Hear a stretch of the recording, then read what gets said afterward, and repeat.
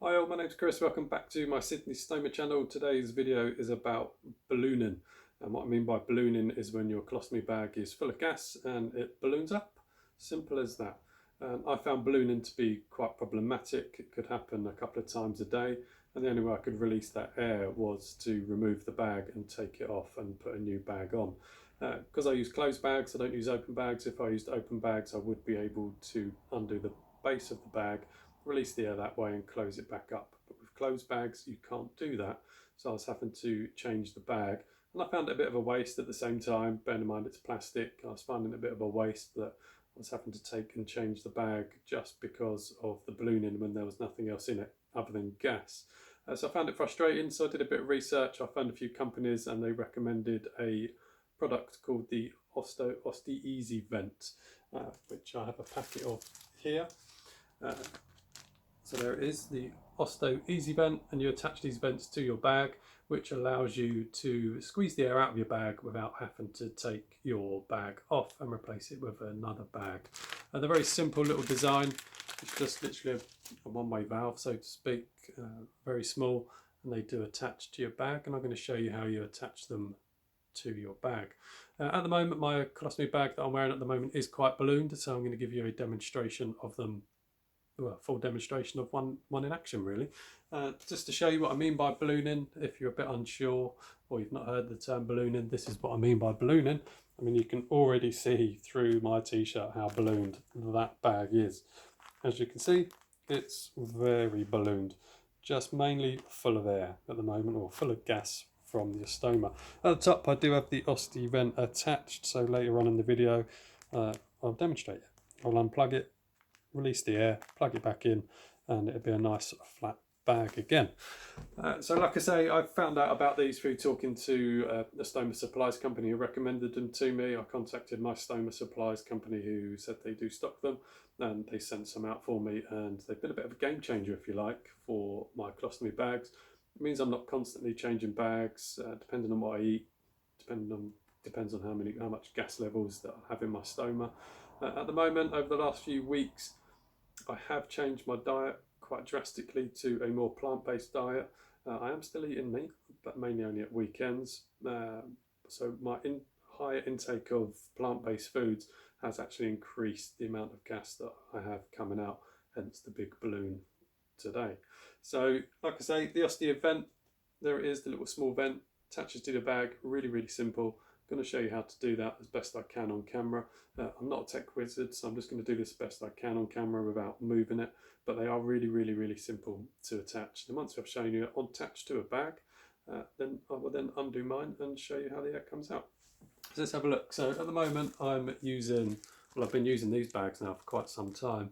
These are Dansac, they're from the Tray range. They are a convex bag, and they've got the belt loops attachment for the convex style. So convex, as you can see, it's got that shape to it, the convex shape, which pushes against the stoma, which helps it protrude out into the bag a lot more. I was starting to have problems with pancaking because my stoma had gone back a little bit and was almost flush, and I was finding that the poo wasn't going in the bag, it was seeping out the sides. So convex bags have stopped that problem for me. If you want to know more about convex bags, or pancaking as it's known, where the poo comes out the side rather than going into the bag, just put some in the comments and I'll do a video about it. So that's the bag I'm using at the moment. There is the Osto-EZ-Vent, and I'll show you how that attaches. On the back of the Osto-EZ-Vent is a sticky pad that you need to remove, or you need to remove the backing from the sticky pad. I'll just pop that down. So to do that, take the front of the bag, and most bags these days all have windows, don't they? You need to pull that up. For the purpose of this video, I'm just going to pull that over the top, just because it's a bit easier on camera. And this is where this is going to attach. You need to attach this somewhere up quite high. If you attach it down low, then it's just going to get clogged up with poo. So it does need to go up quite high. Somewhere near the filter systems, I find it works best, is somewhere up there. Let's just pop the bag down. So I'm just going to take off the backing. Quite straightforward. Peel that off. And then back on the plastic part of the bag, I was going to say up near the top is where you want to attach it. So I'll try and do the best I can with doing it this way around, doing it backwards. You need it to be relatively flat. So pop that on, give it a push, and I just sort of, almost if I'm doing a circle with my fingers, just pushing it on nice and firm, making sure there aren't any creases. That does feel nice and firm now. They do stick really, really well. Osto-EZ-Vent, I think on the packaging, it gives you instructions how to do it anyway. On there it does say to leave them on for 24 hours before you use the bag. I've never ever done that. I literally put it on, stick it on my belly. I've never had any issues with them coming off, but it does recommend you leave them on for 24 hours before using the bag. So you could put a load on a few bags in preparation a day or so before. Once you've done that, what we do need to do is we need to put a hole in there, because at the moment all it's got is plastic across the back.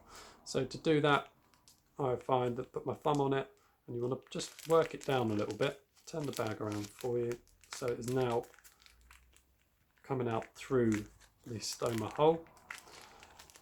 And once you've done that, you can have a visual check to see if there's any creases on there that you can just push out any creases. I have got one on there, and that's because I'm doing it backwards. Just rub that through, and that makes it nice tight seal. You will need a small pair of scissors or anything you like to puncture a hole through there. So I've got these curved scissors, and just pop that in there. Just push it through gently. Bear in mind your thumb's on the other side of that, so don't pierce your thumb. But I know it's through there because I can feel those scissors on my thumb. Now just push them through gently, not far. You don't want to push it too far, otherwise you'll split the ring. Just give it a little turn to make sure that hole opens up. Pop your scissors down. That hole is now open up. I don't know how well you can see that, but it has opened. And then turn it back round, push it back out. There's your cap. Just push that on nice and firm. We'll just fold that back over, and that is almost it really. You could leave it like that, then every time you want to release the air you can just pull that up. But I find what's easiest, as you saw on mine, is it's sticking out the top, so I just cut a hole around there just through the window layer. So I'll do that quickly now. These are quite thin, the front window parts, so just find roughly where it is. Again, I'm trying to do this all on camera, so I'm a bit one-handed with it. Just cut a circle. Doesn't need to be perfect. I know I'm off camera now, but I'll show you in a sec.